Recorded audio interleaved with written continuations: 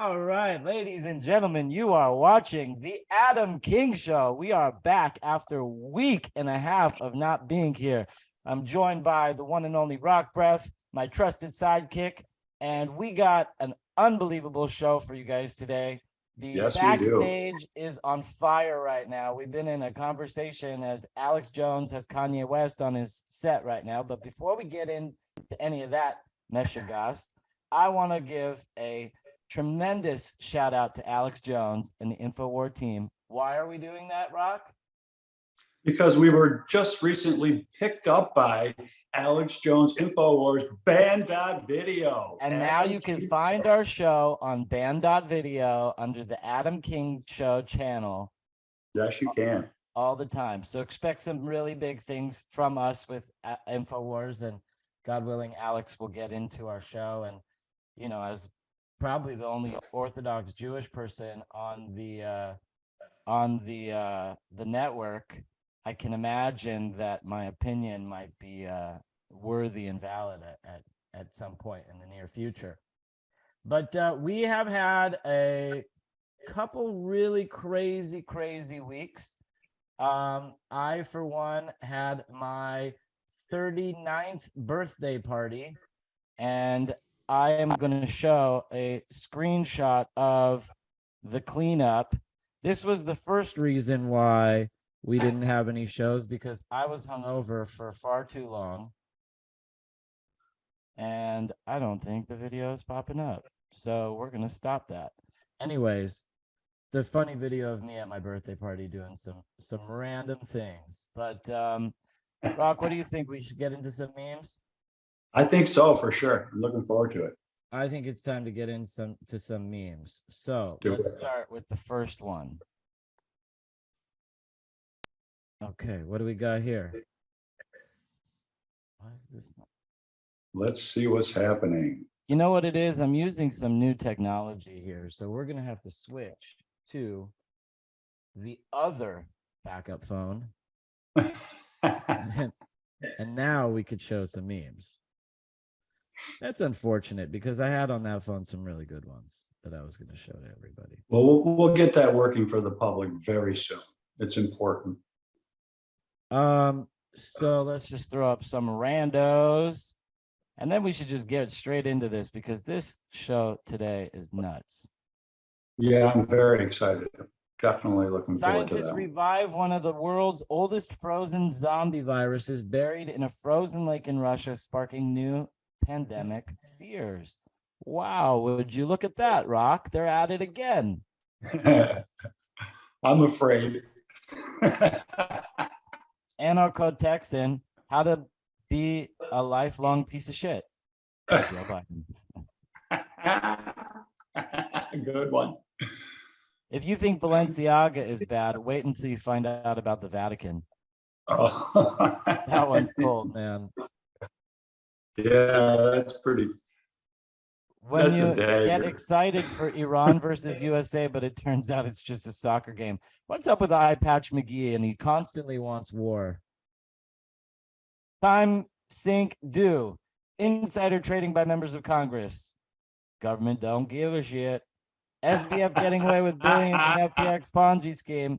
Government still doesn't give a shit. But your $600 Venmo transaction, they are up in that. They want to know, did you buy weed with that money? What did you spend that money on? I know part of mine will go to that because I need that for medicine. This is a great new Instagram I found. Steve Lodge _OC. California releases thousands of pedophiles less than a year after their convictions, data shows. What could go wrong? What could go wrong? Here's a list of Epstein Island visitors. Who's wow, that's pretty long. Who's that? Right in the center. Joe Biden. Oh, we know. They've all been there. Of course Joe Biden's going to go. There's little kids there. Yeah, you know, I'm sure Barclay. he goes to the one. To all my Christian friends out there.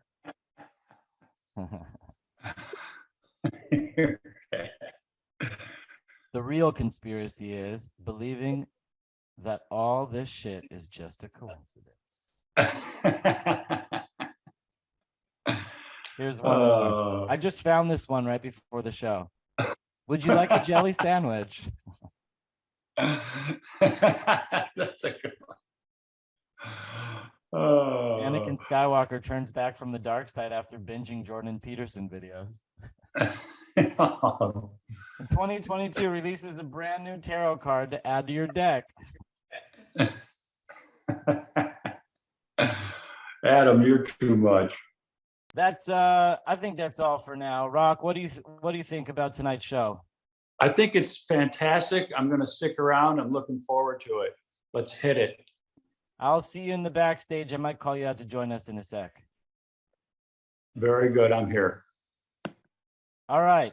We got returning guests, 2 of them, from the East Coast, impersonator extraordinaire Ami Kozak, and our wizard alchemist, Stanford Keck medical doctor who has broken all boundaries, Dr. Margaret Aranda. Now, I want to give a special shout out on this show to Rock Breath, whose idea it was to have both of you on together, because he came to me and he said, instead of doing a new show with new guests, why don't you take 2 guests from 2 completely different segments of the show and mash them up together and see what happens. And to our viewer audience at home, we just were in the backstage prior to getting the show started, and it was on. This was a great deal. So kudos and hats off to Rock Breath. Thank you, Rock. So what were we talking about in the backstage? I forgot. Well, right now, Doctor, would you like to elaborate as to what was going on backstage? Well, while we were backstage, I actually went on to Yahoo. Daily Beast has a comment. Kanye West says to Alex Jones, "I like Hitler," and preaching, anti-Semitic hatred on Thursday. I said his face, obviously very well hidden behind a black mask, began praising the genocidal German dictator soon after the broadcast began. And Alex Jones tried to defend the rapper's recent streak of anti-Semitic statements. Well, I think that article is a little bit misleading because I still got it going on in the background and I'm watching. And I watch Alex Jones every day. And I'll tell you, there is like this point where he is just really trying to explain that Kanye. Yeah, well, what do we think Kanye meant by all that? Kanye has a right to have disagreements with Jewish people, but it's not inclusive of the whole Jewish people. And it's interesting to watch Alex kind of sweat balls on this one, going back and forth between him and Nick Fuentes trying to... It's interesting to watch Alex try to pretend and ignore what's being said right in front of him so that he He's could not trying wish to that... pretend to ignore what's being said. I mean, let's be honest. There is a tremendous amount of evil Jewish people in the world that I don't want to take credit for the rulership of my nation. I mean, is George Soros the leader of the Jews? Ami, answer that question. You're Jewish. No, he's not the leader of the Jews. But I'm just saying we're examining not if there are bad people of any particular race or ethnicity in the world. We're examining statements made and what the statements say. And the inability to have critical thinking and evaluate them in and of itself because of tribal allegiances is a huge problem on the left and now obviously the right, as we're seeing. I mean, it seems like you're unable to sort of, Adam, respectfully, I mean this with love, you're looking at what Alex Jones is doing and saying, but it's interesting, like all of these excuses, it's like Kanye West just explicitly what Kanye West is, if anything, is demonstrating is the confirmation bias and tribal allegiances of the right, the Candace Owenses of the world, who can't say, yo, that's effed up what you just said. Well, Kanye West is paying a lot of people right now, and so they don't want to stop milking the cow. I don't know. I'm not behind the scenes, and I don't claim to know what is going on. But what I'm saying is what's right in front of me is like some vile, disgusting hate and racism and anti-Semitism, and I'm not scared of. Here's the real issue. Did you say no? It isn't. No, I said yes, it is. And the real issue is that when you get the real issue isn't what Kanye says. The real issue is what people who listen to Kanye do. And as you're on the East Coast, I'm on the West Coast. We're all seeing it. There is this massive surge in uptick of like random black people that want to go up to random Jewish people and be like, "Hey, I can't believe what you guys are doing at the Elders of Zion meetings. I'm gonna mess with you." And this is like some random nebuch on the street, It's like, come on, But Adam, your first instinct or initial instinct was like, but it is interesting, there are a lot of evil Jewish people, like this sort of sympathetic approach. No, even though I disagree. We as Jews, and I want to get Dr. Aranda in here. We cannot We cannot allow for the cover of anti-Semitism to hide what these really wicked, evil people are doing. Period. That's fine, but you can at the same time call out individuals who behave badly and confront the myth that there is some grand And conspiracy that's why I behind it. said with Dr. Aranda on the last Yeah. side of the show, if Kanye West wants to be more successful in this campaign, instead of blanket statement and saying that George Soros is the ruler of the Jews and all the Jews kiss his ring, that he Yeah. would say, no, Adam King is the right Jew. Ami Kozak is the right Jew. I'm going to empower these people and allow them to take over, you know, because they're like coming into our nation trying to like fix our problems. But As opposed to just empowering the right side of the problem that they align themselves with. So, you know, and But to you're be still honest, I playing think at this point, and right now, they're both off the set. You're still playing into the same game. You're like, no. There are good Jews too who are Jews. You should identify our good qualities by our immutable characteristics, not our bad ones by my immutable characteristics. It's that attribution that's what's wrong with the whole conversation. You're saying, no, use me as the good Jew to represent Jews. That's not necessarily true either, He because doesn't have to you're choose me. There's other people too. saying that's what you just said, but you're still using the same common thread, which is this immutable characteristics of race or ethnicity. And the second you do that, you're playing into the same game. Do you think, okay, and I want to get Dr. Aranda in here next. So Yes. Dr. Aranda, after I want, please respond next. Do you think that an outsider can solve internal issues? Or does an insider have to solve those internal? Let's not take this in the context of government, because we could see how Trump, which actually he failed at solving the internal issues. But like for the Jewish people, we have a problem. Disagreements on leadership, how to take the nation. You have different factions. Do you think that an outsider attacking the whole of that versus an outsider having an interest in empowering the side that he wants to see empowered, what do you think is a better strategy? And I don't think that Kanye West really wants to heal the rift. I think he wants to shit stir, to tell you the truth. Because if he wanted to heal the rift, this is like basic 101. He wouldn't be hiring Milo Yiannopoulos, this washed up loser, to like represent him. It's also, he doesn't want to empower the right side of it. That's what you want him to do, or you want to see Hold that. on, let's see what Dr. Aranda wants Yeah. to say. So what I am finding too is that he said something else that they're considering to be very bizarre. So I think, like, you know, we have to pay attention to not only who the person is and what they're saying, but what else is in their agenda and like how valid is their point, so that we don't overemphasize it actually. But here they're saying on this, Yee's appearance featured plenty of other anti-Semitic remarks and attacks on Jewish people, with Jones claiming that there is a Jewish mafia and that Jewish people control Hollywood. See, we just Yee- heard that. And we just heard Yeah. that live in the backstage together. And Yep. the media twists it to say that Jones says there's a Jewish mafia. What Jones actually said was, there is a Jewish mafia, like there's an Italian mafia, like there's a That's black right. mafia, and he went through it. But the media, they like these sound bites because they want Yep. to like blacklist and blackball When it's- people. And I yep. just won't let it happen, Ami. You know, Yep. like I know you're like, why don't you just go on full-blown attack mode? Because I don't spray bullets into a crowd hoping to hit my target. I got a sniper rifle. Yeah, I understand, but you're being manipulated too by reacting with this supposed nuance and not being able to say, well, actually, he's also kind of making excuses and trying to softball and evade what was just in front of him, which was explicit anti-Semitism.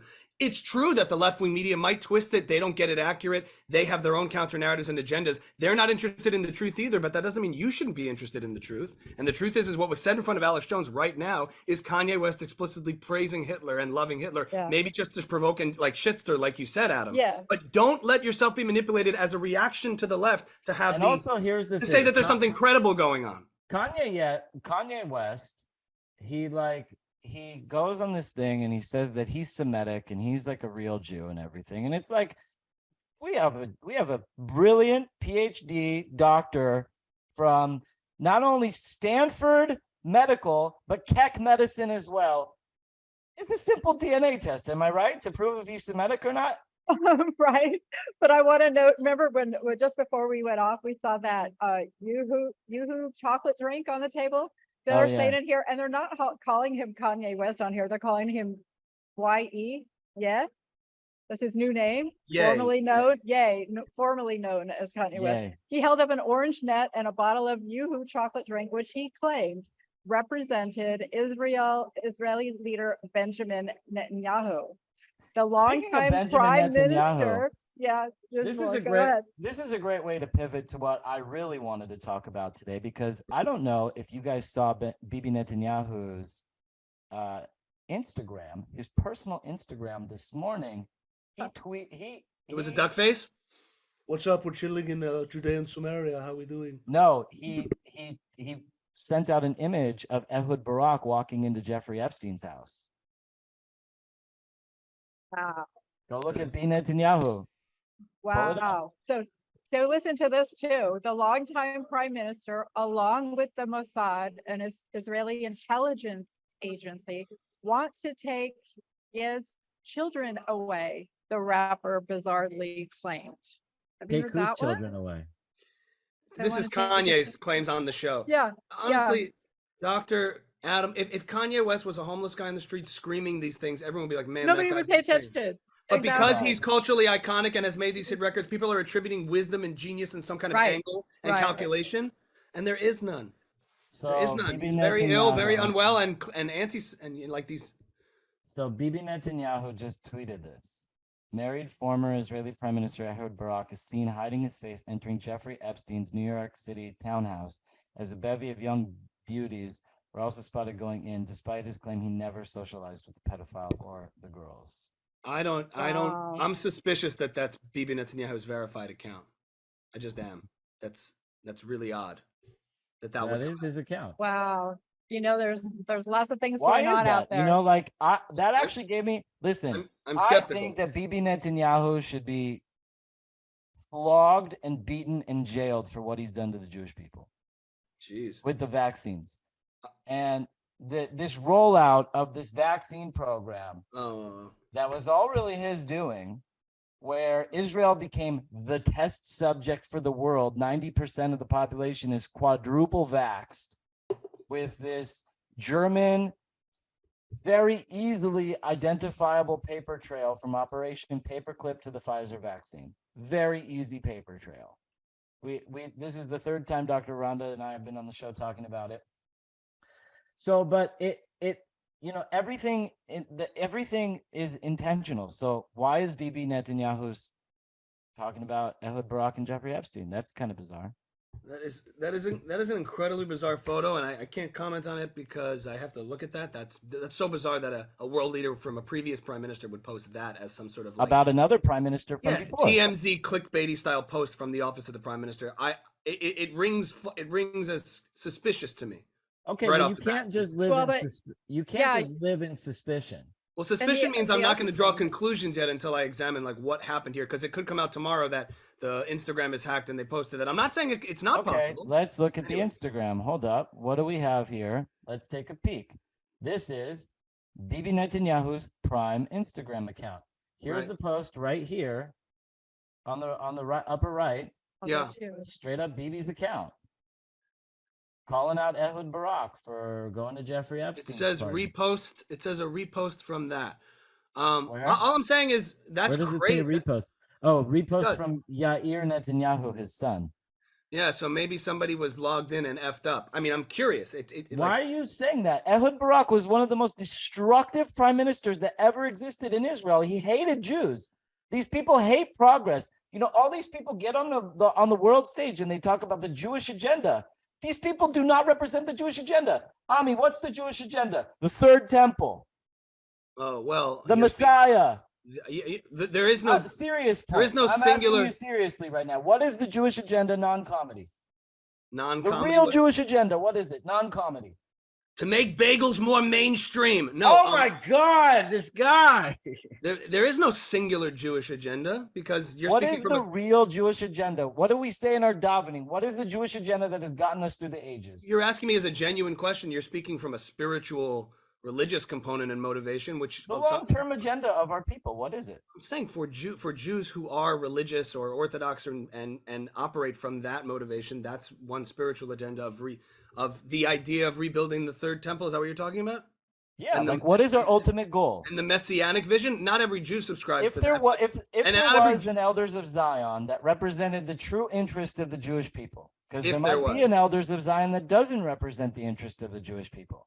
But here's Yeah. one: does George Soros' open societies represent the interest of the Jewish people? Does George Soros open societies represent? I mean, I'm a little out of my purview here, but I mean, buying into this idea that we don't have one thing that's, I guess, unique to the Jewish community at large is that we don't really have such centrality. We don't have a Vatican. We don't have a. Anymore. Okay, hold on. We don't And in have the that. absence of that, you see like these people like Jeffrey Epstein acquired tremendous power in the name of Judaism. And Adam, he I walks love you, but if around you and- want me to genuinely engage with the question, I'm happy to. But Go for I it. get where you're coming from. But to the best of my knowledge, we have these sort of spiritual aspirations that some take and interpret as allegorical or not literal, in the sense that we strive for some era in which we can all, like, ideal era or messianic era, the bringing of the Messiah. There's these ideas from the religious text of Judaism. How that translates into modern Judaism is very diverse today and very complicated, because we also have separation of church and state, and even within Israel itself, it's a complicated, very, very complex question over what you mean by the Jewish agenda. And it's a dangerous question because it's crumbs and stuff for tons of anti-Semites out there who want there to be some grand conspiracy. So I get very cautious when you start talking in terms of affirming these false beliefs of some centralized Jewish agenda that isn't really there. There's many different competing interests among different groups and different people and within groups, Dr. Aranda, I want to point out to you that both Ami and I have spent countless time in Israel, and in a lot of my sojourns into Israel, I don't think you're Jewish. Are you Jewish? No, perfect. Not yet. After this. So I'm in my Christian. sojourns in Israel, there are specific places that Jews cannot go, and there are specific places where Jews are allowed to go. Now, if we're a sovereign country, first of all, why can't we go everywhere on our own land? And second of all, the places that we can't go, some of them are the graves of my ancestors. Some of them are the graves of my ancient ancestors' holy sites and family properties. But and the Israeli government bars me from going there on threat of arrest. Now, as a non-Jew looking in that sentiment, what does that look like? What does it look like? It What's looks your like, take? yeah, it looks like it's a power thing and, a hierarchy of the haves and the have-nots. It also, I think, is an attempt to strip away heritage and ethnicity and to separate people from their roots. And actually, when we had the Epstein tweet up there, I thought we were going to start talking about pedophilia, because Well, they originally I also wanted had to those focus- little girls on there too, right? Originally, I wanted to focus this episode on Balenciaga because that is like That's huge. Yeah. that is the canary in the coal mine right now. Yeah, but it's interesting too how so many higher up people with a lot of power are involved with pedophilia as well. So I don't know if you guys are familiar with the Annika Lucas, but Annika Lucas came out and made a series of videos about how she was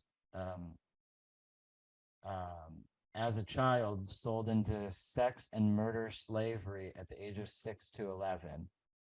And I actually have it up here. I'll play the just the beginning of the clip so that you guys can hear what the talk is about, and we'll use this as a way to pivot into the pedophilia away from Israel for a minute. Sure. Because we all love talking about that stuff. Kind of left field from the one segment to the other, but I understand. Right, but whatever. And I'm currently the leader of an organization that brings yoga into prisons. I'm also a survivor of child sex trafficking. I was raised in Belgium and sold into a murderous pedophile network right around my 6th birthday. I was used in this network for 5 years and a half. Adult men that were part of this exclusive club were there for various reasons, but there was a lot of alcohol, a lot of drugs, and the children were the commodity, the highest, the most valued commodity, and were used for sex mostly. But there were a number of aristocrats that were part of this club who also liked killing children. And then So we can find this whole clip. I'll have Rock Breath post this to the website so you can watch the whole clip. But, you know, this Annika Lucas testimony really kind of like seals the deal, because you have all these people who go around saying the Balenciaga ad is just racy. There's no real elite cabal of pedophilia going on in the world. And here she's a child survivor who's said that, yes, there are aristocrats and there are elite people who go around and not only rape children, but kill them also in like these satanic rituals. Now, the other thing that I've heard too from other child escapees from the child pedophilia is that it's very satanic, that they also impregnate these young girls and they can have multiple births at home. So those births never get registered on a census, you know, with the hospital. They never get a social security number, kind of like the Amish there. And so then they can be set up for sacrifice and nobody ever knew that they existed.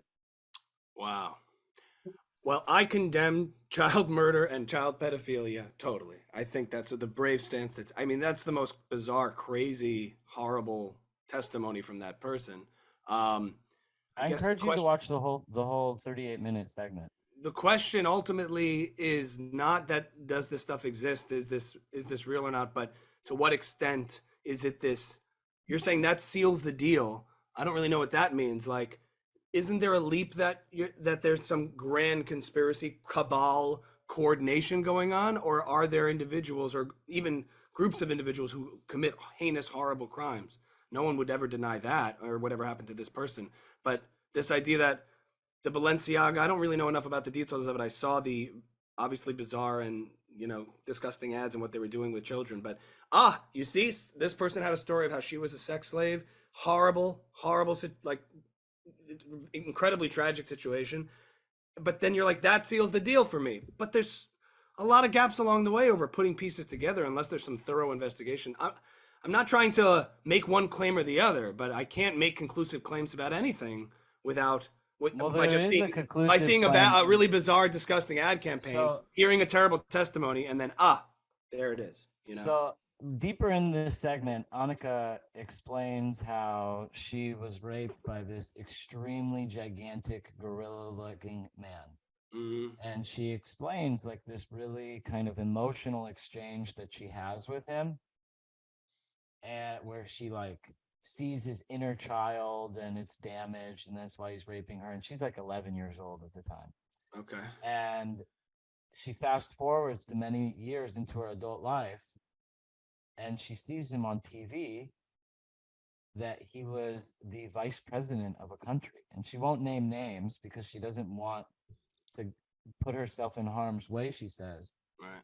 But Pence isn't that big of a guy, so it's the question is that, okay, pedophilia exists. We know that pedophilia exists. Is it being done by Western elites? The parent company of Balenciaga, I want to share with you guys this screen. Yeah. And I'm sure Ami might try to play devil's advocate here. Where did it go? Here it go. Parent company of Balenciaga also owns Christie's Clearinghouse. The caring, they are the caring company. The company's name is Caring, is the family. We don't see the screen Selma yet. Hayek. Oh, it's not coming up. Hold on one second. Let me pull this up. Give me 20 seconds. So basically, they own Christie's Clearinghouse, and they did a deep dive into Christie's and found that Christie's has immense pedophilia shit all over their website. Where is this video? The person that owns, you said the company that owns Balenciaga? The company that owns Balenciaga also owns also here, let me get it. It's in my history. Let me just pull it up.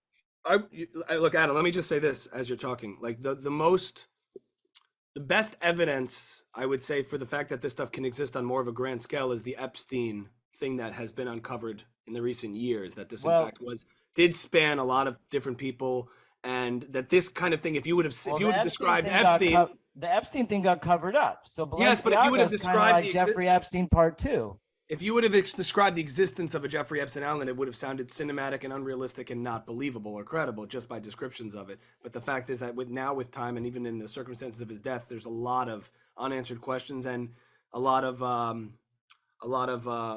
sort of credibility to the idea that something like this really did exist. But I'm just generally skeptical of the conspiratorial-minded approach to make these leaps, sort of the way like Michael Shermer, skeptics is like. I like the way he thinks about things, and it's like, he's big on kind of dispelling conspiracies. Not to say the problem is that sometimes it does turn out to be true, but there does need to be a process by which we examine these things more carefully before drawing conclusions and saying correlation, causation. Look at this, and just thinking in those terms. I'm weary of that process. I don't know if let's do a deeper dive on Selma Hayek's husband, who's the CEO of is the owner of Caring. You guys see this screen? Yeah, you can see it. So there's Selma Hayek with her husband, Francois Henry Pinault, from the Pinault family. Now, he owns Christie's Clearinghouse. Now, on Christie's Clearinghouse, they have these pieces of art. This one right here is a baby. Awful. This sold for $140,000. That's ridiculous. Who's gonna buy that for $140,000? You see the genitalia goes in the mouth and the nose is a penis. Now look at some of these prices. Price realized was $115,000. Look at this one. Oh God. Terrible. This is on Christie's and they're selling for hundreds of thousands of dollars. Online right now for sale? On Christie's, yeah. Jake and Dinos really Chapman. bad. Look at these. This is a post of coverage from InfoWars. They exposed this. InfoWars is the only place that really gives you all of the news. Look how much this one sold for. $50,000. Look at this. There's a vagina right in between the two faces of the girls. Dude. And this is on Christie's. It's called Two-Faced Cunt is the art. That's awful. Look at this one. That's awful. Dude, I want our viewers to see this. This is what is going on when we say that, when we sit here and pontificate. Oh, dude, Good. Well, I get it. When we sit here, no, you got to look at these. You can't ignore that. Look at this. Look at where the holes are. These holes are for use so that people can use them. So no, it's sick and twisted. I just prefer it that. is sick and twisted. Yeah. And when we say stuff like when we the people sit back and we're like, okay, Annika Lucas, she had this story, and Balenciaga has this story, and Jeffrey Epstein has this story, but you cannot draw conclusive evidence. Meanwhile, in the background, these sick fuck pedos are laughing at us while they sell masturbation dolls of children for $150,000 in broad daylight on fucking Christie's. Awful. Just What's awful. on Christie's? On Christie's. The company that owns Balenciaga? No. Christie's is a private company. It's an art clearinghouse. Yeah, and they're selling it. Let's say you got a Picasso, you could throw it on Christie's and people will auction it. It's an auction house. Oh. So the parent company, Caring, owns both Balenciaga and Christie's, and it's owned by the Pinault family. So you got to ask yourself, okay, the Pinaults, they got two strikes. That's Selma Hayek's husband. So we're talking about, and I showed this list earlier, and I'll show it again. I showed this list earlier of the Jeffrey Epstein flight list. Yeah. And the amount of celebrities that are on this list it's just astounding. This is just one list. So look at these names: Jimmy Kimmel, Joe Biden, Al Gore, Alec Baldwin, the murderer, Celine Dion. And Celine Dion was there. Did you see her new video about children? That was weird as hell. Lady Gaga. What was her weird video? What was Celine Dion's video about children? she's like does this whole video of like non-binary kids that we're gonna make all the Oh. children non-binary and Near, far, wherever they are on the spectrum. something. It was very weird. And then That insulting was a me. joke. I'm trying to lighten it up because I'm Oh. so Oh, grossed I know, out. it's Yeah, heavy. I It's told you, very I mean, heavy. this is a Oh. serious episode. Bad. This is It's like bad. a serious episode today. What am I doing here? Anyway, send me the link to us discussing. I can't even joke about it. I have nothing. There I is got no nothing on joke. that. There is Right. no joke. Right. No, And you it's know not. what? Oof. To get you stopped in your tracks shows Oh. just how serious and real this problem is, because Ami is one of the funniest people I know. He could turn almost anything into something funny, but not this. No, I think this is satanic. I really do. It is, but I just remember Yeah. you have to also you show a flight list like that. It's all in hindsight 2020. Oh, Epstein has the most tarnished name in the world, but before that, he was this wealthy financier nobody knew about and had this island. And you go through that thing once, and you're listed on the flight log, and it's like there was a massive party, or he hosted all of these things. So it's very easy to guilt by association Do people, you think and that they could see anybody more who wide. ever- What's Ami, that? were you ever associated to Jeffrey Epstein? I did. We did 2 concerts. No. Shut up. Don't even joke like that with this. I know, can- right? That's like not. You're like wondering about Alex Jones being associated with Kanye West, and you're making jokes like that. I thought it worked a little bit. I mean, sometimes comic relief is important in the Funny. most Me. heinous. No, of it's true. circumstances. It's true. It's But true. You asked me if I've ever. No, but I'm saying that I know how, like, sometimes in big circles, when you have a guy like that, where it's easy for us with 2020 vision to look back retrospectively and say, wow, look at all these people who came into contact with this guy. But before it was ever out that this guy was who he is, people are like, on this island, where are we going? We're going to this thing. There's this big event. We all go to this event. He's hosting a gala. We all go. It's very easy for a lot of names to end up in that there list. could be a couple bait and switches, but I doubt they brought anybody on that plane without Yeah. knowing, hey, you're being initiated into a secret elite club, and Yeah. there's a private jet to take you there. Yeah, I There's a think the reason why evidence. they're I don't. invited. I don't research this world as much as you do, but the evidence for that to me could go either way, because it's. I've also. It's not comparable, but you're in situations sometimes where you're at a massive event of some kind that galvanizes all sorts of different people. Right, like those. And if you're an pictures of influential Donald person, Trump and Jeffrey Epstein, they're like, see, they knew each other, and it's like at the Met Gala or something.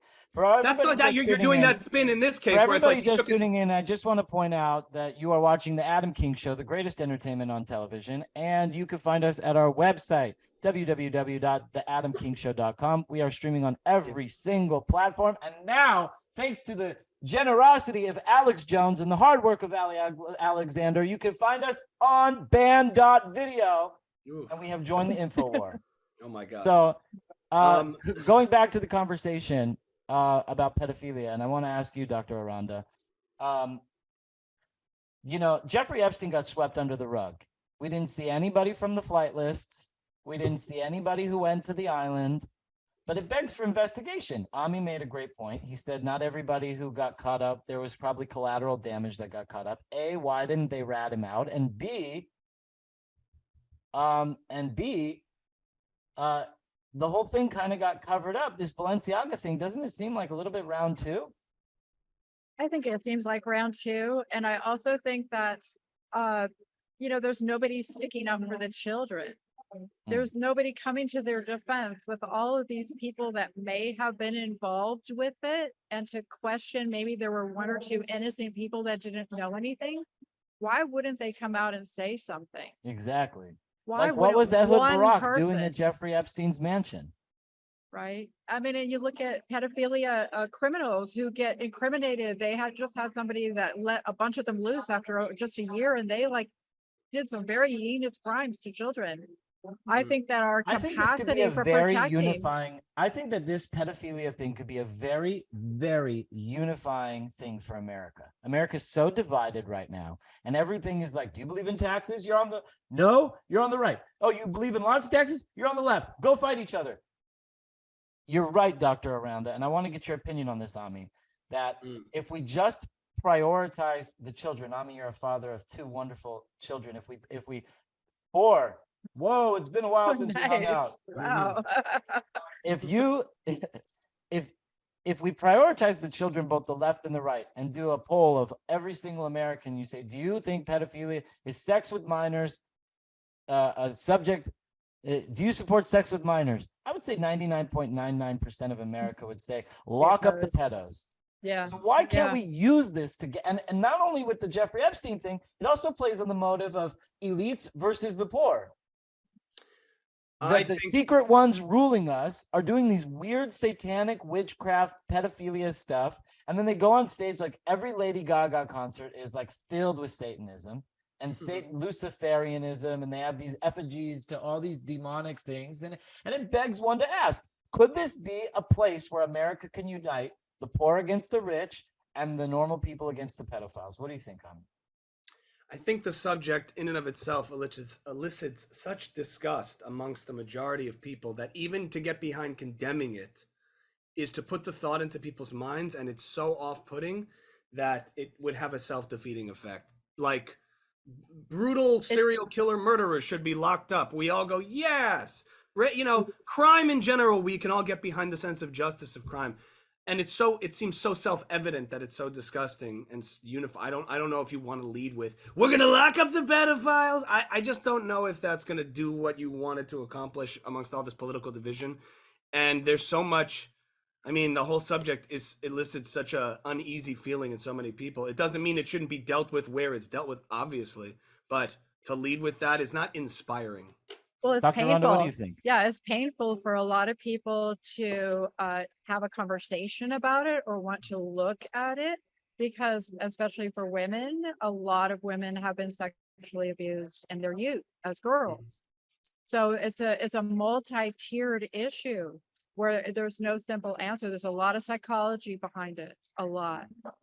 Yeah. And to bridge that gap and make it less painful and more mainstream, I think those pictures with the wine glasses and the beer with candles and the Supreme Court, pornography findings, I think that's getting discussion on Twitter. There were a lot of people expressing like, I can't look at it, or this is disgusting. That's like, we need to start looking at things like that, because it develops a conversation. We also at the same time shouldn't be putting that in our grade school books for third graders to look at either. I mean, if Adam had showed a bunch of brutal murder scenes, we all would have been like, oh, I can't look at that. Exactly. It's just, but it wouldn't have made me more sympathetic to the murderer. It's like, so I hear you. It's just that's when those images come up. I'm not, obviously you don't get deterred by it because you don't want to deal with it. You just don't want to see these things because they elicit rightfully so such disgust. The question is, it seems like you guys have looked into this to the extent that elites and people around the world that are getting away with such things, and that's inexcusable, and no one could argue with that. I don't think there's much. To me, it's not such an interesting or intellectually stimulating subject because it's so self-evidently evil that there's no conversation to be had other than condemnation, confrontation, and dealing with it. And I hear that could be an uphill battle. I can understand if that's an uphill battle, if there are interests involved in sort of preserving it, which is gross if that's happening. But the conversation's kind of over as far as I'm concerned in indulging it from any sort of debate standpoint. Like, I think the conversation's just beginning.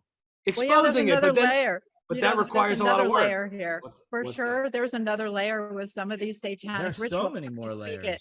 It brings a lot of satanic stuff forward, because my understanding is that they're frightening children to death, that their adrenal glands produce a lot of epinephrine and norepinephrine, the stress hormone, and then they're extracting adrenochrome, they've named it, out of their adrenal gland and injecting themselves with it.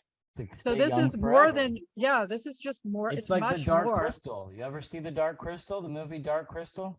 No, I haven't seen that one. This is what they do. They take these little lemming creatures and they cut them up and they absorb their life energy and live forever.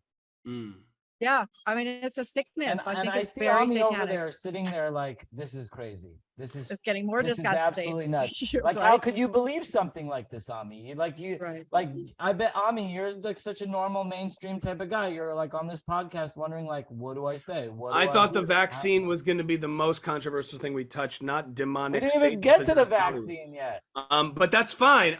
But where things get really fuzzy for me is trying to find signals and signs of the Illuminati on Lady Gaga's armpit. I'm like, guys, it starts to lose me there. Not in the idea is pedophilia evil, obviously. Is this stuff disgusting? Obviously, are elites that get away with sexual depravity. Should they be condemned and confronted? Obviously. Where it starts to get fuzzy is like, look at the dollar sign that was displayed at this concert and Lady Gaga. Yeah, but we're winking not and talking about that anymore. We're so far beyond that. We're at the point but where it they're does come up auctioning in- off sex dolls of children on Christie's. Yeah, disgusting. That's an easy one. You know what I mean? Crystal clear. But like, Okay, so But what when- happens if we actually investigate the Pinault family and start looking like Like, why is that why doesn't legal? Congress subpoena him and throw him Exactly. under investigation? Who Why are is your it friends? allowed? Who was the person who uploaded this to Christie's? Let's get him in. Who gave you the order? Who, we sit here and talk about it, what should be done, what shouldn't be done. It's our motherfucking congressmen who do nothing that need to Right. be doing something. They don't do shit in this country, but they sit around and they get you to hate your neighbor. Yeah, Mm. yeah. That's all No, they want you to do. They want you to hate your neighbor. And Right. paralyze you from doing do. things that are It's right the greatest to do. psyop, and they're all in Yeah. on it. And that's why when I hear stuff about rich elite pedophiles that are going to islands, and there's Republican pedophiles and that there's Democrat pedophiles, and they're all going together, I start thinking that there really is some grand conspiracy that is keeping us oppressed. Why can't we as Americans move our agenda forward? Why have we been in a lame duck gridlock presidency for like more than 8 years? We get to do like one thing. We get to vote on like one thing every presidential term. Mm. And the world is passing us by. Like, what is so stagnating? Why are we so stagnated? I guess, why are people not picketing outside of the businesses that are allowing this kind of pornographic art, quote unquote?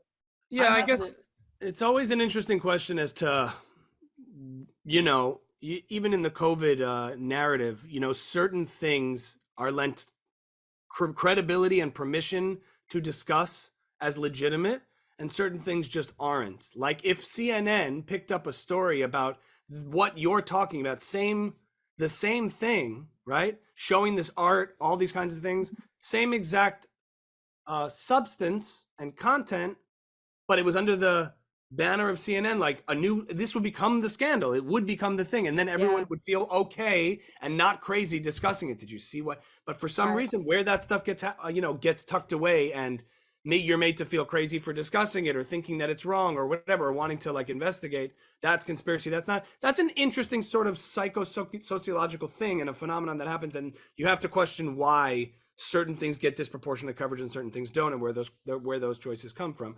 But I just don't have enough personal knowledge, skills, capabilities, journalistic, whatever, to make draw any kind of conclusions. But when I might not be the investigator. Right. And also, but when I hear full on conclusions with certainty, I'm skeptical because a lot of that's not like not everyone's a whistleblower who's done really the work, but I understand the suspicion. I understand why things look fishy. And certainly when you point out that what you just showed us before, which is going to scar me, I'm like, yeah, what? I know, me too. Whatever I know, that me is, too. Some people need to be scarred in order to wake up. Yeah. Listen, there's so many people who like just they think about this concept of like that the government is in private clubs fucking little children. Like, who would believe that in their right mind? Well, that's true. People don't want to believe certain things. That the FBI would have accountability, or the CIA would know. And you think, so if the CIA, you don't think the CIA knew about Jeffrey Epstein's island, or did they randomly happen to stumble across all the elite pedophiles going to the island? Well, Where's can Will either of Smith you? going? I'm curious. He's going to Jeffrey Epstein's place. Could either of you give examples? I'm just curious, genuinely, of like examples that sounded as crazy as this Balenciaga higher up theory or the Epstein Island that turned out to be completely Hold on. true. I want to pause really quick because Ali Sure. Alexander has now taken over for Alex Jones. And Yeah. I want to show a live video because Ali Alexander was our invitation to InfoWars. Mhm. So do you guys mind if we do some live Watching, sure. But anyway, I think we've exhausted that subject. And I'm with you on I it am being down to horrible. get off that subject.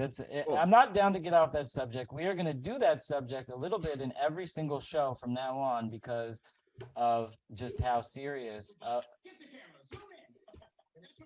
Okay, let's see what they're doing. You're sharing your screen and sound? Yeah. All right.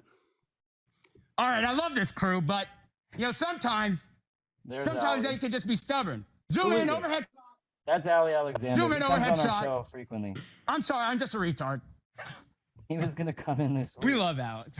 Who else would let us do this? All right, we gotta do this time. Thank you very much, Ali. I want to go back to Owen quick, and yeah, he's welcome to stay as long as he wants, but he's got a lot of big stuff going on. A great idea having folks tweet out. Allegedly. What else do you want to tweet? Yeah, who knows? Maybe maybe Ye was never here. It's never disrespect when I call you Kanye. I've just been calling you that for 15 years, so it's like you call him my brother or something a name, and then he changed his name. But Ye is even better, and it's definitely taking hold. I think it's an awesome name. But seriously, Ye, what else do you want to tweet out to folks? Because everything right now is going super mega total viral. What is your message to Trump right now? Live on our show, viral. What's your message to DeSantis right now? I don't know who DeSantis is. I never heard of the guy. No, I hear you. All the elites back in DeSantis gives me a little. Okay. I think honestly, I thought that they were gonna go on to the other. I love free speech as much. I want to talk about that actually a little bit. I think Kanye should have been asked immediately to leave the show when he said those remarks. Really. This whole being blinded by free speech absolutism is just moral confusion on what free speech is. Political free speech, the right for the government not to censor you for your beliefs or your speech, is one thing.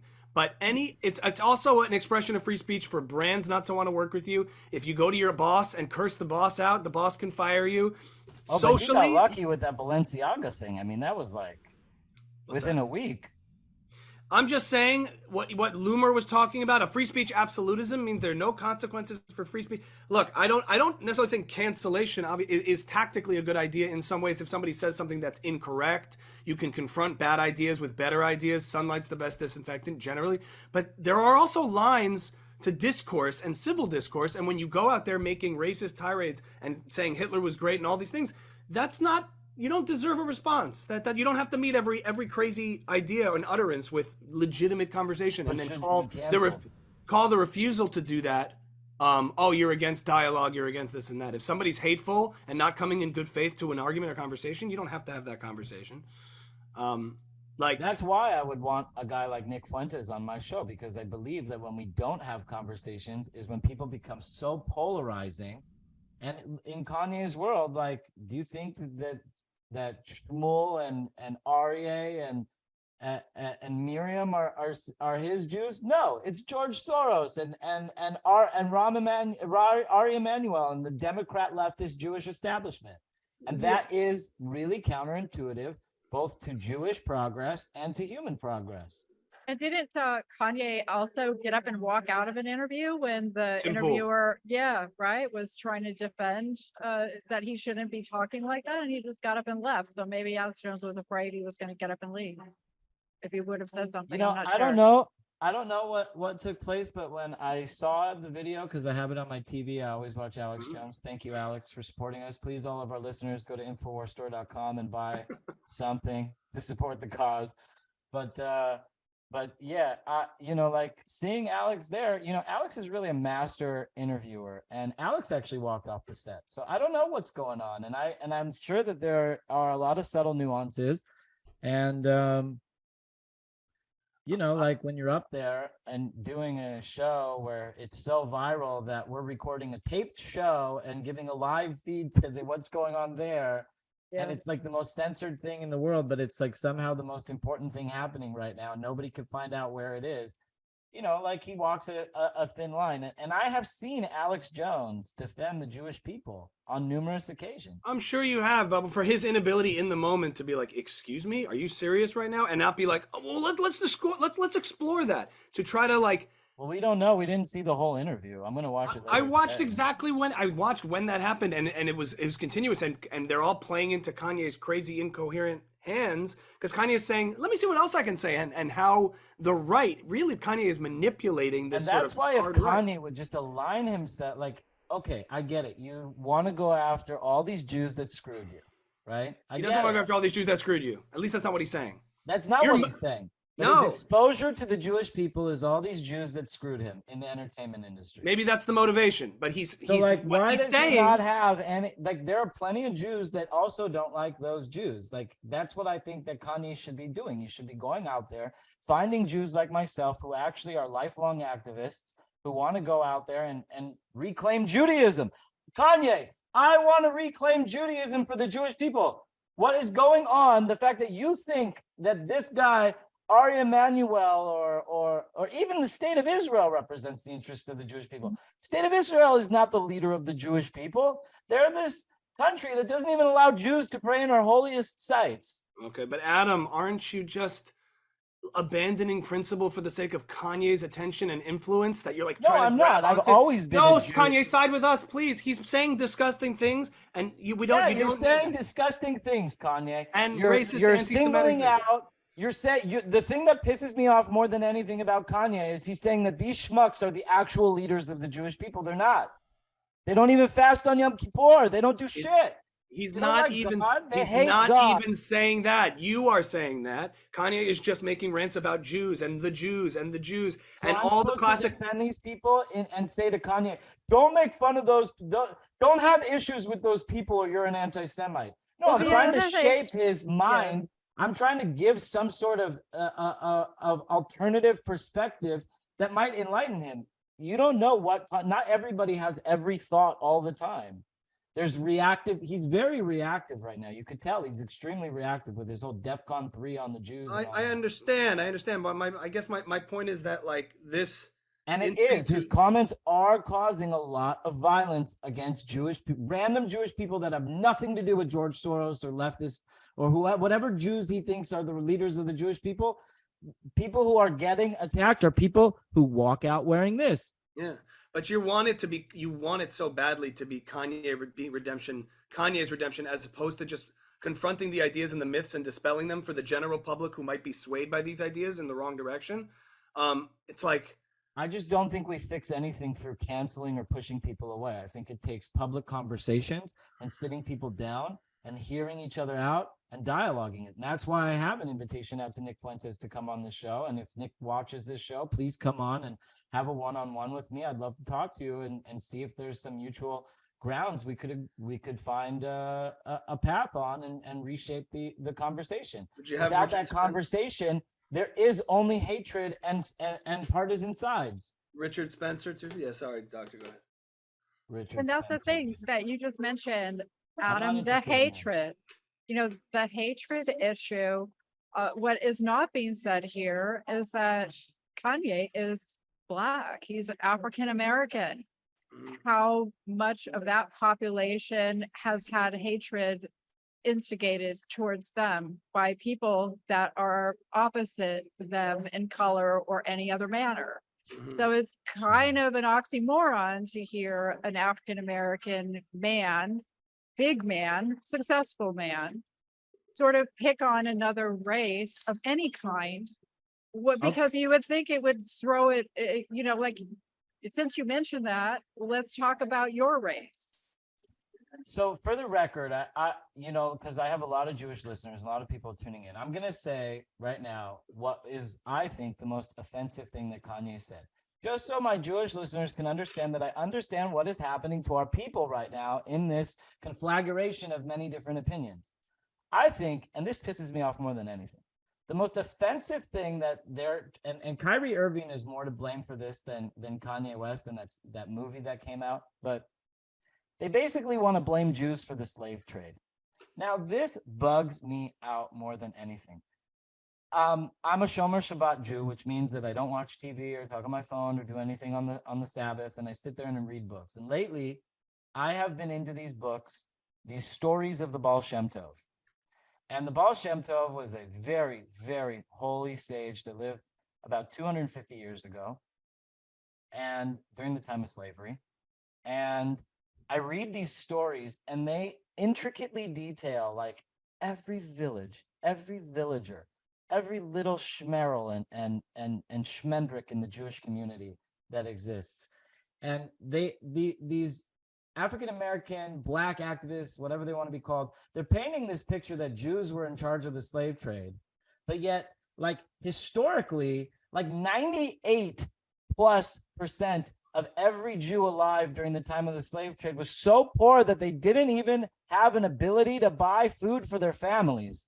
But somehow we're supposed to believe that the Jewish people are responsible for the slave trade. And that pisses me off more than anything. So I gave that comment to Ami as like as my And my you know, that's the thing too, is like here he's in a position as a representative of ethnicity, which could encompass not just race but religion, and he is in a position where he could be causing people to be united instead of being outrageous. I don't think and he's a divisive. unifier. No, he's not. Absolutely. I think that's a betrayal of his position of popularity. I really do. Yeah, I will just say that I just think that for so long, the right, just speaking generally so we can understand each other, has been so rightfully pro free speech in a lot of circumstances, in terms of people who are trying to shut down a Jordan Peterson or a Ben Shapiro or burning down UCLA campus because they don't like certain ideas, have lost sight of the fact that there are still certain things that are not worth indulging, certain ideas that are not worth debating. What if somebody wanted to debate pedophilia with you, Adam, on the show, and the merits and why it could be a good thing? I would do like, it. That would be incredible. Okay, so maybe that's your perspective on it, fine, but like there are certain ideas. How else are we going to expose these losers to the public? Or defend murder? Like, I don't know what to tell you. Like, there are certain principles as a civilized society that we've agreed upon. My point is, generally pick any idea you want. There are things that we agree upon that in the civil discourse that we have, like everybody understands that certain things are wrong and not worth debating anymore. And if you want to debate that, you can maybe find people to debate it with. But unless a significant amount of the population agrees that, you know, murder is right, maybe you have to confront that idea and like be on a crusade to elevate the society morally that you're in. I don't know. But we're not at that point. And racism, actual racism, that being textbook definition racism, not the modern left-wing definition of racism as it equates to power and this idea that, you know, only certain groups can be racist against other groups and other groups are absolved from racism. No, textbook racism, judging people by immutable characteristics. Yeah. That's wrong. And if you see it, you should be able to condemn it clearly. The inability of the blind spot now that's developed on the right to do that is very apparent in the wake of Kanye West's remarks. It's very true. While Jews are getting hit from all sides. They were getting it. They were getting on the Kanye bandwagon when he was being pro-Trump and challenging the left and challenging Black Lives Matter. But now that he's doing it with them, they made that mistake and got in bed with him, and now he's being viciously anti-Semitic. And some people are saying, "Well, it's interesting." Like, well, it's like he just was on Alex Jones talking about how great Hitler was. I like Hitler. I like the Nazis. Maybe he's just being a provocateur. Maybe he doesn't mean it. Maybe it's not rooted in ideology and he's just mentally insane. But we, as principled thinking people, critical thinkers, can call a spade and not lose our principles. But you want to know what's amazing about Alex Jones hosting Kanye West today, Ami? And I'll say this because we're gonna wrap it up really soon. Thank you. What's amazing is before Kanye went on Alex Jones, he had no comments publicly praising Hitler. But now you, Ami Kozak, know that Kanye West just praised Hitler in public, and he's been exposed for that. Right. Because he was brought into the public conversation. If we cancel these people, if we ignore them, if we don't let them speak, someone might look at him and say, I don't see anything wrong. But now they have to actually have they're really confronted with a real thing. That's the best argument you've made. Hitler. That he actually, the more you keep platforming the bad idea, it gets exposed. Exactly. But I can critique Alex Jones's response to it fairly. And anybody who tries to excuse it. That's also free will. I'm sorry. What I'm saying is what this reaction of, well, that's interesting. Let's discuss that. You're like, okay, well, there you go. Now Alex Jones is exposed too for not being able to stay We're talking about different levels too. Like, let's be honest. I didn't hear Alex. First of all, Alex Jones is right there. He walked off the set again. He's walked off his own set. Probably to check with PR. And it's like, what do I do now? Holy shit. You know, probably. Adam, have you seen him do that before in other shows? Because you watch him all the time. Never seen him do it. His stage. Wow, twice now. I watch him every single day.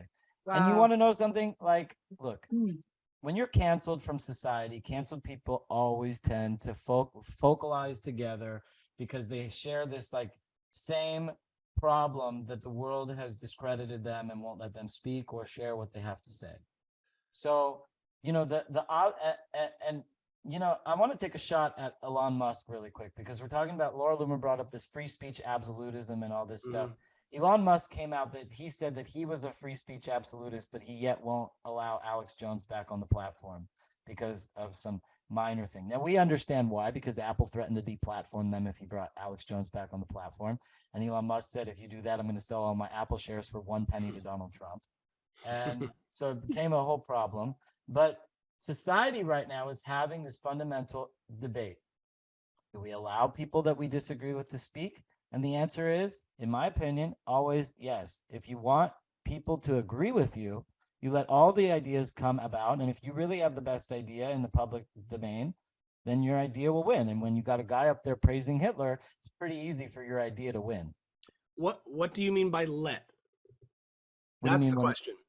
Let someone speak is the question. Have him on a show. He's on the show for the day. It's not like he's going to come on and host the Alex Jones show every single day. but I think that again, Alex Jones did the world a great service. Now we see exactly where Kanye West's head's at. I don't think there should be laws for someone publicly denying the Holocaust or censorship laws. That would be a violation of free speech. Yeah, Government and if the censorship. KKK wants to march on Washington, you know, we have laws that say you're not allowed to cover your face and wear a mask in public, specifically for this type of stuff, so that you can see which mother effer in your neighborhood is in a KKK robe. That's very different than having someone on your show and voluntarily amplifying or giving them a platform to Well, discuss. when an nobody idea. wants to allow that person to share, okay, you said DEFCON 3, what does that mean? And nobody's allowing you to even explain your 140 character soundbite. Here, Alex Jones just did the world a tremendous service. 100%, and that's like when Larry King would interview terrorists and want to like understand them. Like Back try to in the get- day when journalism was real, exactly. Yeah, I'm just saying I understand that idea. It's a matter of degree and it's a case by case basis. That's It's all a I can case say. by to that. case basis.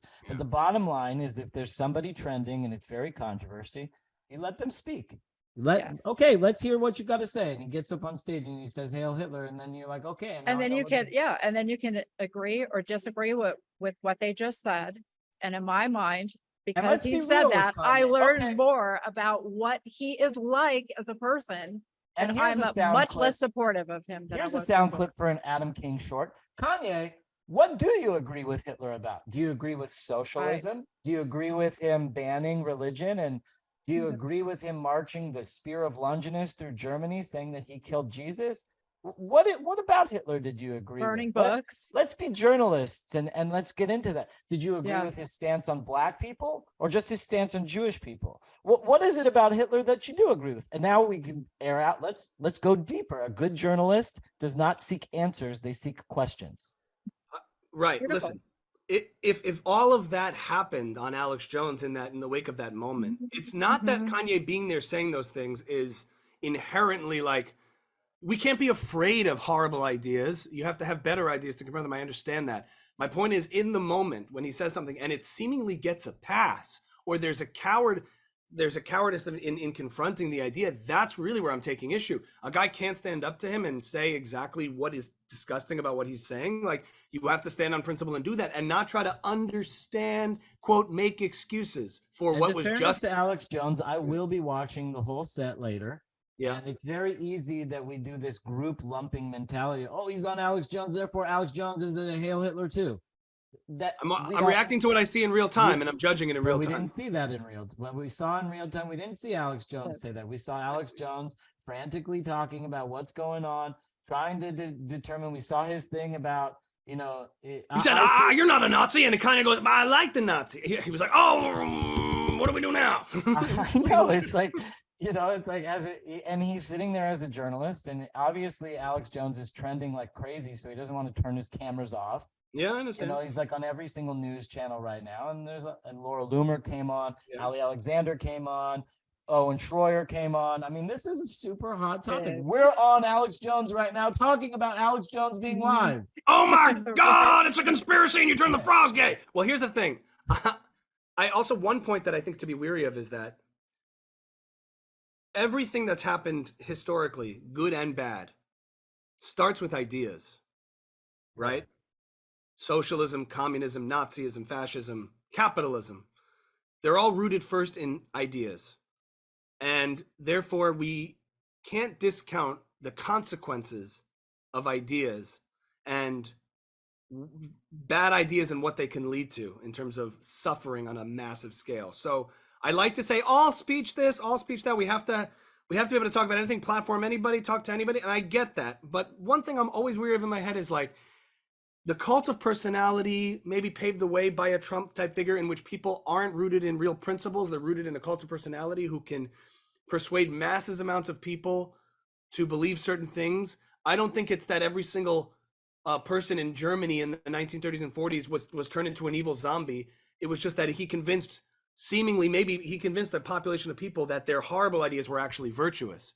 That was the real poison. That was the real toxicity And, that, you know, that made things possible. So you always have to keep a lookout for bad, policies, ideas, discussions rooted in ideas that have disastrous consequences down the road, and confronting them and talking about them every step of the way, because it gives both credibility and argument to the argument of more free speech, but it also gives a warning sign of not lending equal credibility to every idea.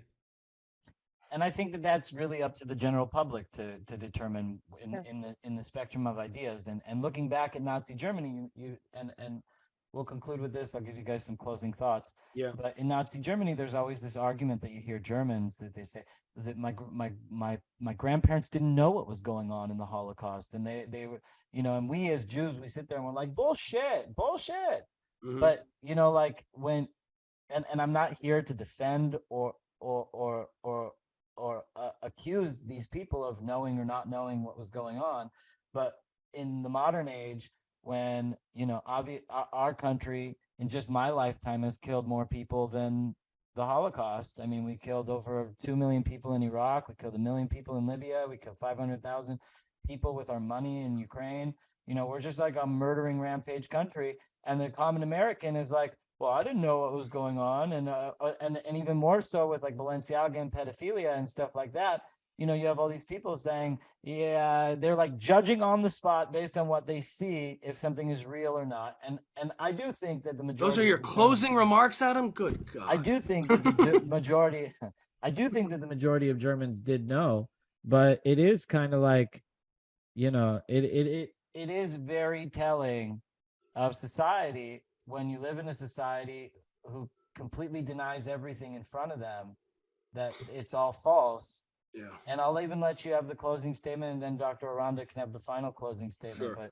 But as a journalist asking you guys questions, like when you live in a society where everybody denies every horrible atrocity that's being attributed, and it's not the biggest, it's not 500,000 people in Ukraine. It's not like it's a big deal. It's not like it's in New York. Like that's like the attitude that people have about Ukraine. Like, I don't know. What's your thoughts, Ami? Closing statements. Well, I'm not going to get into it too much because we're out of time, but pushing back on your comparison between like based on death count alone, it wasn't a good comparison, but it was, because I think death count alone, obviously death is death, and it's for the person experiencing it. It makes no difference whether you're killed by the evil Nazi regime or you're killed by a U.S. drone. But intention and what motivates a country's ideals matters, and rounding up groups of people based on their identity and ethnicity and blood and putting them into concentration and systematically murdering them. That's an amount of people that are killed, and that's judged differently morally than the attempt to, I'm not defending I'm not making moral judgments, but like we evaluate morality differently, not just invade based on Iraq death to count. not take their oil. Whatever it may be, my point is we don't just base it on how many people died in this, how many people in this. If it's about the same, it's about the same morally. So I'm just going to push back on that. Intentionality of the killing. Yes, everything. I mean, we say that too. If you're in your car and you accidentally hit somebody versus go shoot someone intentionally, in both cases, one person died. Very different moral circumstances. Correct.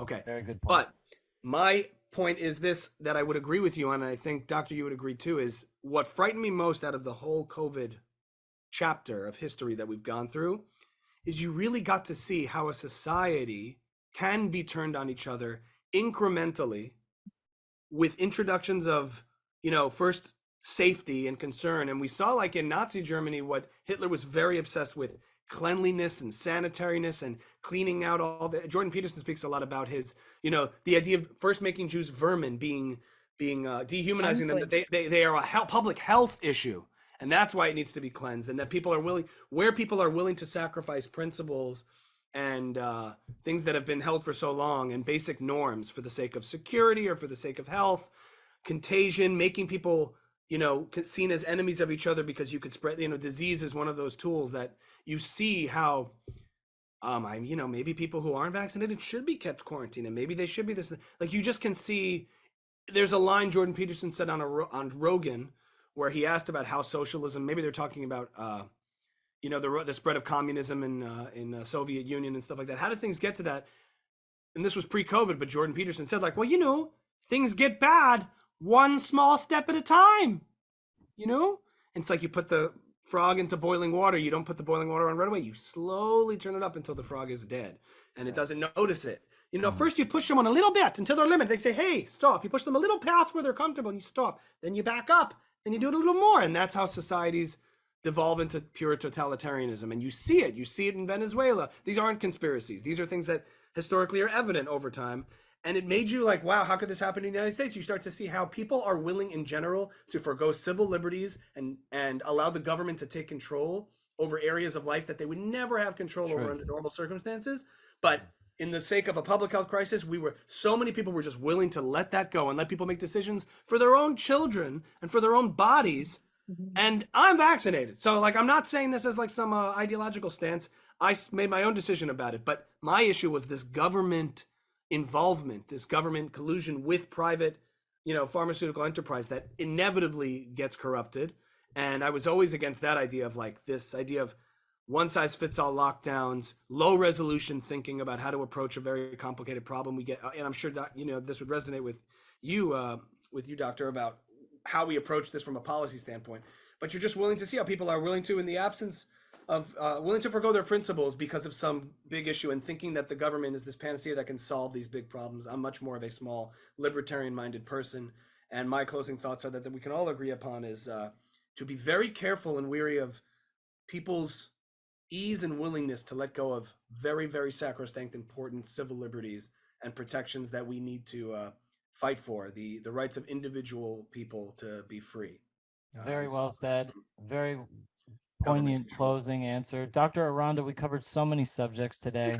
I don't know what you want as your closing segment, but please share with our audience your final thoughts and feel free to go deep. Thanks. We did talk about a lot of different things. I think that one of the biggest things that the show brought forward is to look at what's happening in front of us, to try to use your own brain and come to your own conclusions, no matter what those may be. Maybe do your own research if you need to. If somebody brings up a thought, you can research it. And that takes time. Like a lot of people don't have that kind of time to do the kind of research that you do for a show or that I do when I write a Substack article. I gather a lot of information and try to be a funnel so that everybody doesn't have to read everything, right? And people can trust me because I'm in a trusting position. At the same time, I think we need to be very careful about anybody who influences us to be negative about anything or anyone. So the clean versus the unclean. I'm better than you. You're not as good as I am. You're not the right color. You don't speak the right language. Your accent isn't right. We have to all stop being so judgmental. And we need to really watch the words that come out of our mouth. And we need to do our best to speak life, not only into our lives, but into the lives of our coworkers, our family, our friends, but most of all, our children. And my biggest takeaway, I think, from today is this. A big marker of how a society has to do with how they treat their elders and their children.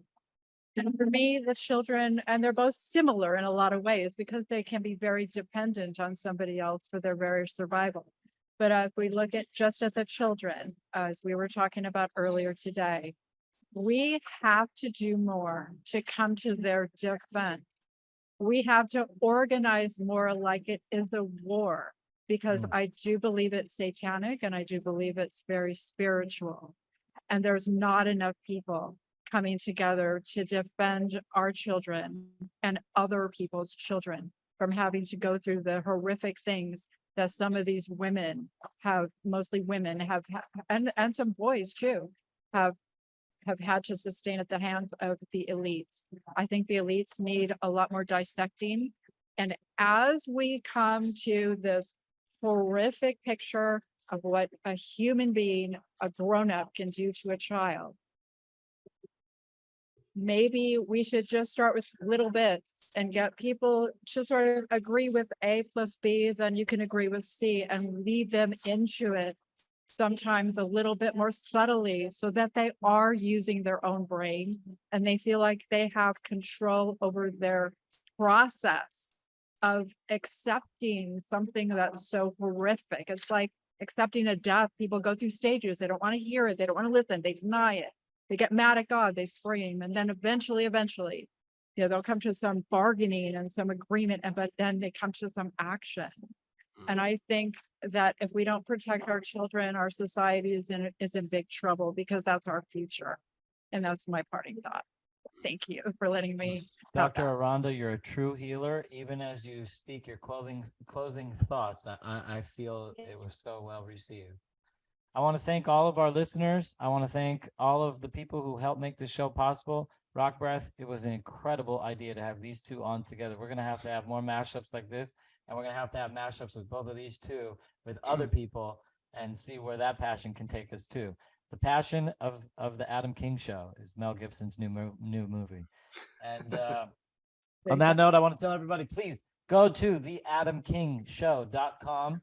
Check us out. Find us on every single streaming platform. And now you can find us on the creme de la creme band.video. Please tune into InfoWars and watch the Adam King Show on InfoWars. I give a shout out to all the Info Warriors out there. Can I give you a promo as Alex Jones? What's that? Let me give you a promo as Alex Jones. Adam King Show is now on band.com. You can go on InfoWars. He's going to be giving out the frogs.